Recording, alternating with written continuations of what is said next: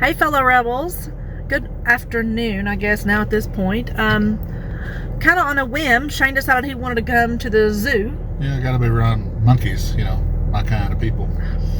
So anyway, we got up and we came over here to the Denver Zoo, and we're gonna see how it stacks up to some of the other zoos that we've been to. We've been to some really good zoos, so we're gonna go see how well it stacks up, and we'll take you along.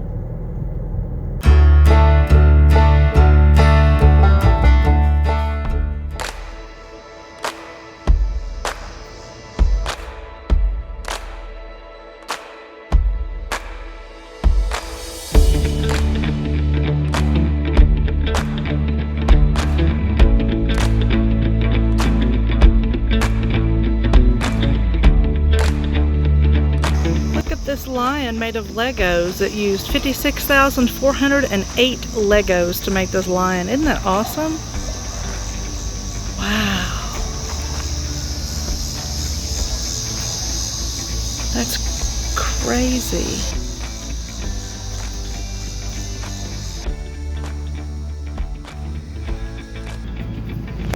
Can you see the donkeys eating there? Oh, isn't it cute?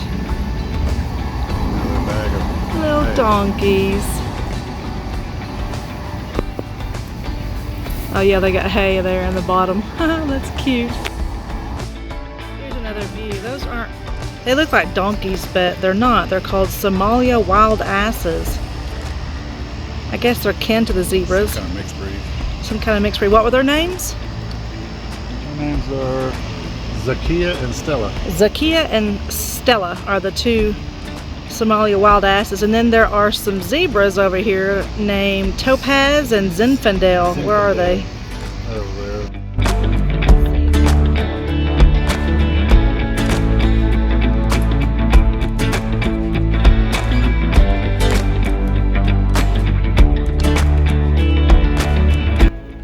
Shane's seeing how he stacks up next to the bears.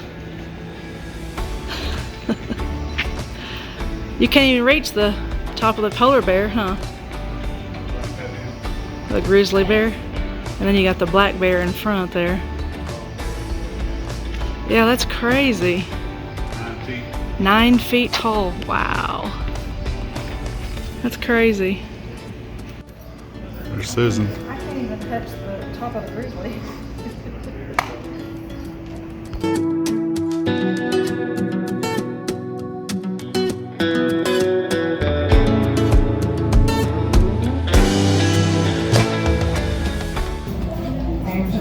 Cashew. Their names are Pecan and Cashew. Pecan and Cashew. They like their little floaty thing. Isn't that cute? 2001, by an unfortunate circumstance in that his sibling was killed by a car on the roadside. He's wetting his drinking. Oh, he's drinking, yeah. Fish and Wildlife Service ended up coming here to our Bear Mountain. When Coop and I arrived, once September came, it was just amazing to watch two little cubs come together. Fell in. Oh, that's cute. He's like, oops. That's funny. Now he's gonna give him a... Oh, he's gonna clean him. That's funny.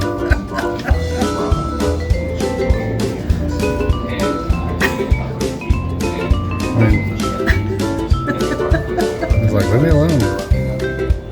I'm wet. I mean, why do they have Chairs? chairs? Adirondack They got Adirondack chairs. Maybe they like to lounge. They like to lounge by the pool. They're spoiled. Oh, he's got, oh. He's like, I'm gonna go get water too. I'm gonna cool down. Aren't they cute? That's funny.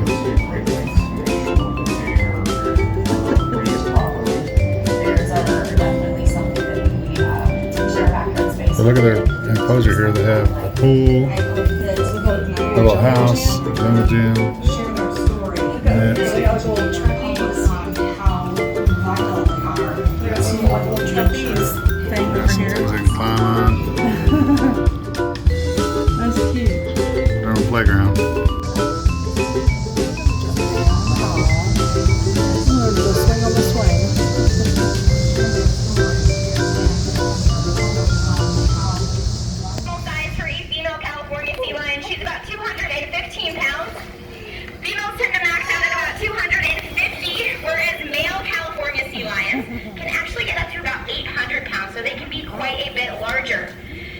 her dad, Nick, is actually our dominant male. He's about 620 pounds right now. And my favorite sea lion relationship is actually that with Nick and her dad, Addie. She is absolutely the boss of that relationship. Even though she's about a third of his size, she absolutely pushes him around. And she gets away with it, right? That's right, because she's so cute. She's the only one that can actually steal fish from him, and he'll let her do it.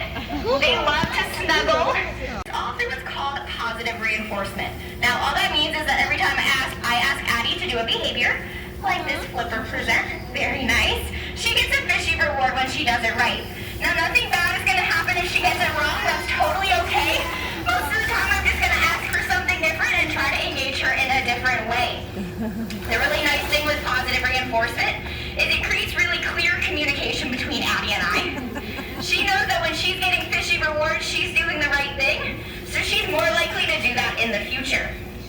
Now, the first thing we actually ever teach them is what's called a target, so that can either be with my fist, just like this, very nice, or we can actually use this handy-dandy target pole, and the goal of it is just for her to touch her nose to the ball at the end of that stick. Now, while it's the most basic, it's also what we can use to create all of the other behaviors you guys are seeing today.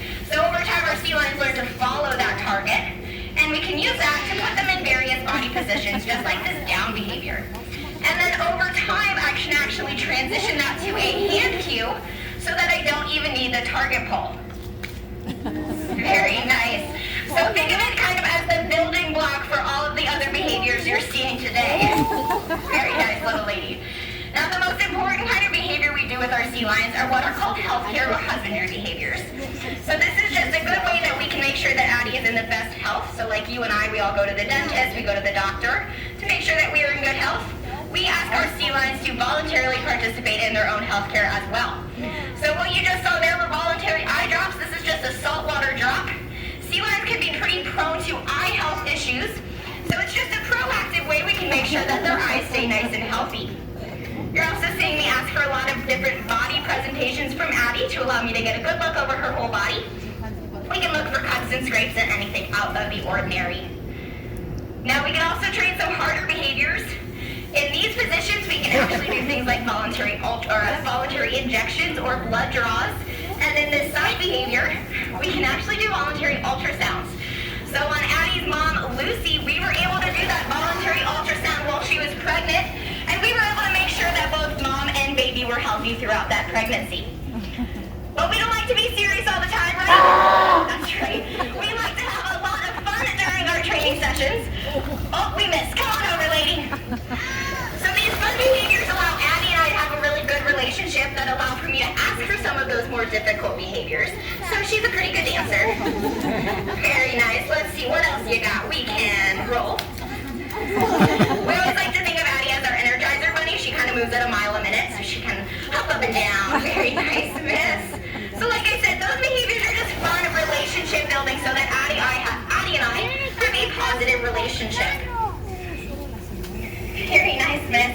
Now, in addition to healthcare and husbandry, we also train for mental stimulation. So throughout our demo so far, you've probably noticed me using a lot of hand signals. That just communicates to Addie what I'm asking. Typically, each behavior each hand signal is going to be a different behavior that I'm asking. But what I'm going to do right now is what's going to be called an innovate behavior. So you're going to see me give the exact same hand signal in just a moment. And it's a little different in that Addie has to do something different each time. So a lot of the times we'll start to see her show all the different behaviors she knows. Very nice. And this just really allows her to get creative and also allows her that choice and control over what she would like to do with her training session. So Addie's favorite place to be is in the water, so normally she takes advantage of these Innovate sessions to get herself in the pool, and that's totally okay. That's the whole point of Innovate, is for her to allow to decide what she wants to do and what she doesn't want to do. Very nice, miss. So in addition to being super smart, sea lions also have some pretty cool body adaptations. So they're very capable in the water as well as on land. So Addie has those really big front flippers that she's propping herself up on. She can show them off for you guys. Very nice, miss. Thank you. So they can use those to swim very quickly, jump very high. She's pretty graceful on the beach. You'll also notice her back end is rotated completely underneath of her. So when she's up on the beach, she's essentially on all fours. When she's in the water, she's pretty graceful too. So sea lions can swim up to about Addie is showing off to you guys right now. Very nice. That's right. So they can use that speed to hunt down their fish as well as escape their predators. Now, Addie's going to give you guys a pretty big hint. Any ideas what eats a California sea lion? Sharks. Killer whales and sharks, that's right. So in addition to swimming very quickly, sea lions can also jump quite high. So they can jump over the body length out of the water. So Addie's going to show that off for you guys next. Keep an eye on the volleyball at the far end of the pool. Let's see, little miss. Alright, she did a great job. Can you guys give her a nice big round of applause? Alright, everybody. Now that is going to be wrapping up our afternoon demonstration. I want to thank you guys for coming out to hang out with Addie and I hope you enjoy the rest of your day here at Denver Zoo. Thanks, everybody.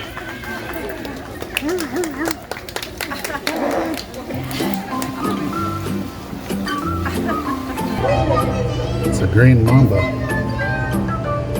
Susan loves snakes.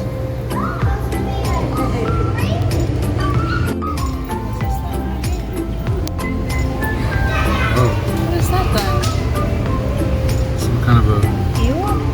eel of some kind. I don't know. Looks like a unicorn fish. He's got a horn on his It's head. a unicorn fish. What is that? Oh, it doesn't say what it is. Oh, it does. It's a short-nosed unicorn.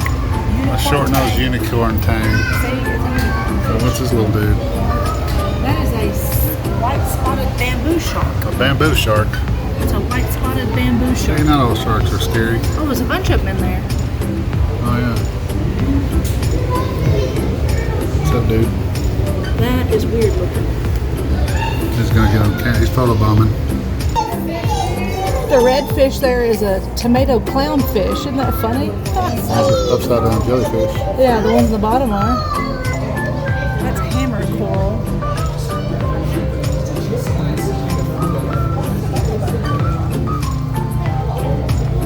I think that's the leather coral. That's cool. That's the clown triggerfish. Clown trigger. Fish. There he is, right there. The clown triggerfish.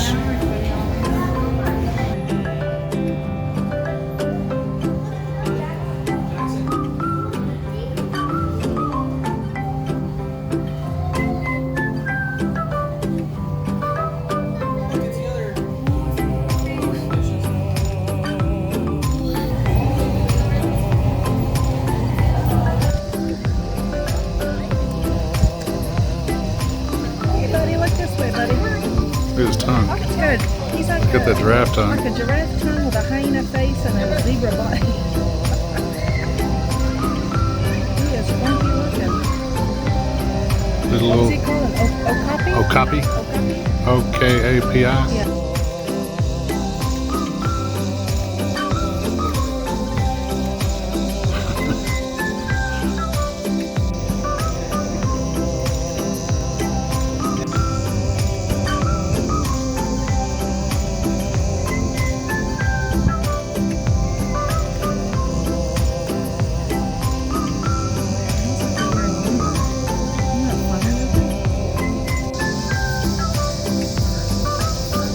There's a lazy llama laying down eating. It's a Rocky Mountain goat. They're native to this region. Call him Billy. Billy the goat. Got a pretty cool mountain thing here for them to climb on.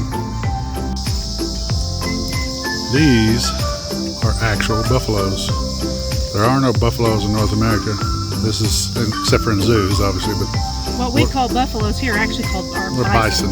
These are actual buffalo. Well, we finished our tour of the Denver Zoo and we were just discussing what our thoughts were on the zoo. And so Shane said that it wasn't your favorite zoo. It wasn't bad though. No, it wasn't bad. My favorite one is probably, believe it or not, probably the Memphis Zoo. Yeah, I agree with that. We were just discussing how many zoos we've been to together, Not very many. We've been to the Little Rock Zoo. Kansas City. Well, I haven't been to the Kansas City, but the Little Rock Zoo, Memphis Zoo, San Diego Zoo, the San Francisco Zoo. San Francisco was the worst. Yeah, that was the worst one. Well, that's the worst one we've ever been to. It was horrible. San Diego was second worst because people, I mean, I didn't like it that much. Yeah. Yeah, people say that's the best zoo in the world, but I wasn't that impressed with it. Memphis Zoo is better than that one. Yeah. In our opinion, the Memphis Zoo is definitely the best of all that we've been to. So, but this one here wasn't bad. They had good landscaping and yeah, they did. It was really well put together. They didn't have any flamingos though. I was so looking forward to the flamingos. They're gonna have some in I guess next year. But anyway, the sea lion was so cool because you know they had the little training that they were doing. That was really cool. And the penguins are really cute. But yeah, so I think I would rate. I mean, that's a pretty good zoo, the Denver Zoo. They did have a few exhibits that were not open, but you know that's because all zoos are always doing some sort of a upgrade to the areas where their animals are. There's some animals there that I haven't seen before. Yeah, the water buffalo. Well, I'd never seen water buffalo, and I don't think I'd ever even seen a rhinoceros. That was really cool. It looked like it had armor on. That was really neat. But anyway, so we've left the zoo. We made it through the Denver rush hour traffic. And we are on our way to a place here in Idaho Springs. it's called Beau Jo's. Beau Jo's. It's apparently it's all the rage here in Colorado about they have the best pizza. So we are going to go to Beau Jo's and order a pizza and see what we like, if we like it or not. Hey, and let us know down in the comments what's your favorite zoo that you've ever been to. The old historic district, I guess they just closed it off and it's just a bunch of restaurants and old buildings.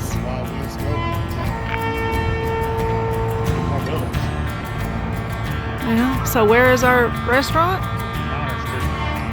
Minor Street. That's cool. Oh, it smells wonderful out here. It's Colorado style pizza. Alright, let's go check it out. It's hard to get. Hungry.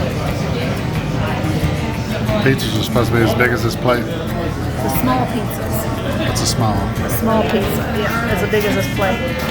And they have what they call mountain pie, which is thicker crust, and the prairie pie, which is thinner crust. So we're both going with the mountain pie. We're going to order two different pizzas and then try each other's pizza.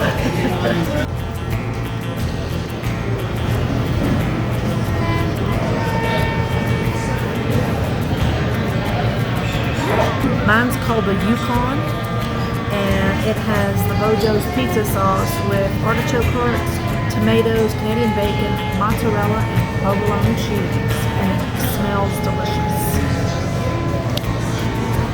I got the mother load. It has pretty much meatballs, pepperoni, I don't know, so many other things. It's just chock full of different kinds of meats. Sounds good.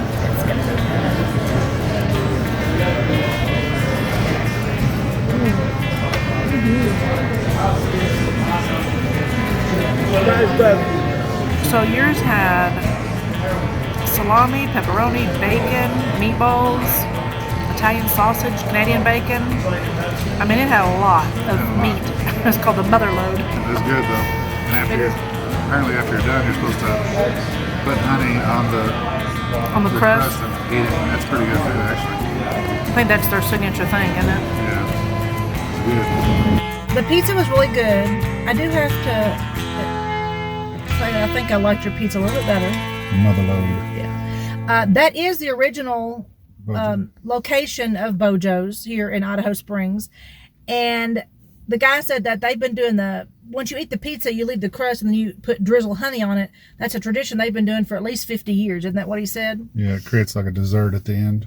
Yeah, so it was actually really cool to try the Colorado style pizza. Mountain pies is what they call it. Mountain pies, yeah. It was really good. And it was interesting, the decor in there was really cool too. When you first walk in, the the floorboards creaked, you know, so you know it was a Oh. really old building. Well, this town is from the 1861, I think, or 1859. Yeah. It's an old mining town, so all these buildings in this district are the original downtown, so Yeah. they're old, which is cool. Yeah. So anyway, it was really good and interesting to eat something different style pizza. But anyway, we just thanks for watching and hanging out with us today, and until next time. Live in the sunshine. We're going to live in the sunshine. And you should too. Bye, guys.